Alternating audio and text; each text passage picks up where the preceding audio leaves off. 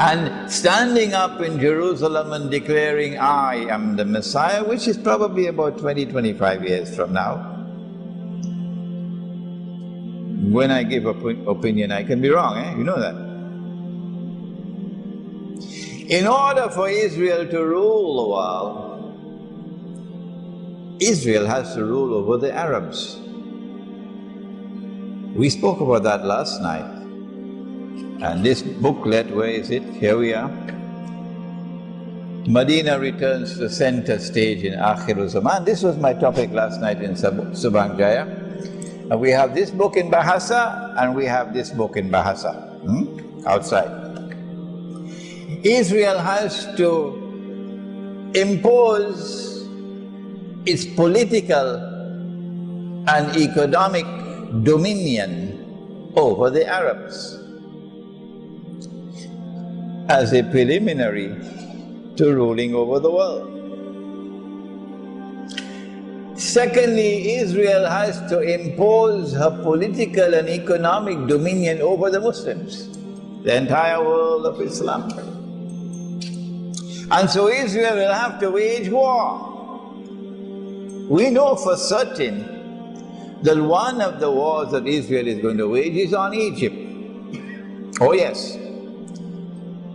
And when those fools with a capital F, I hope they're listening to me, made the alliance with the Zionist NATO to bring down Gaddafi, who was opposed to the Zionists, those absolute fools who said that they were mujahideen, in bringing down Gaddafi with the help of NATO, now made Libya a NATO state. NATO is in charge, but they don't know it. Fools with a capital F. And so when the attack comes on Egypt, Egypt doesn't have a chance now. Because Israel will attack from the east, and NATO will attack from the west, and Egypt will be sandwiched in between. We know that's coming. We know that Israel wants to destroy Pakistan's nuclear plants and nuclear weapons and break up Pakistan. We know that. We know that Israel wants to attack Syria, bring about regime change in Syria so that Syria could become another Libya. And those fools who were so foolish in Libya are equally foolish or even more foolish in Syria. And I'm not talking about the Mujahideen in Syria who have no links with the Zionists, none, and who would rather die than take a penny from Saudi Arabia, who have no links with Saudi Arabia, no links with Qatar, no links with Jordan, nothing at all, and who are struggling in Syria. I am not speaking about them, not at all. I'm talking about these fools who say they are Mujahideen and who are in alliance with NATO to bring down this Syrian regime. These are the ones I'm talking about. We're expecting that since they have not succeeded so far, they're going to wage war on Syria.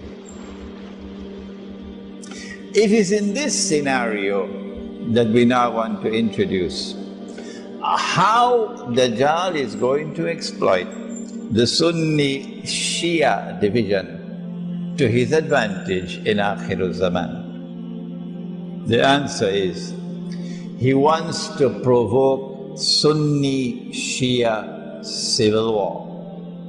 That's what he wants to provoke. If he can succeed in provoking Sunni Shia civil war in the world of Islam, what would be the benefit for him and for the Zionists? Number one, Islam is going to look terrible before the entire world on the stage of the world. Look at these Muslims at a time when they are back to the wall, fighting for their very lives. Look at how foolish the Muslims are fighting amongst themselves. Islam is going to look so bad that whatever sentiment there may be in the world, sympathetic towards Muslims, even that might be lost. And that will be tremendously advantageous to Israel and to the Zionists and to their propaganda war in CNN and Al Jazeera and the newspapers and the television sets. You can just imagine. They're going to have a field day laughing at the Muslims who are fighting amongst themselves at this time.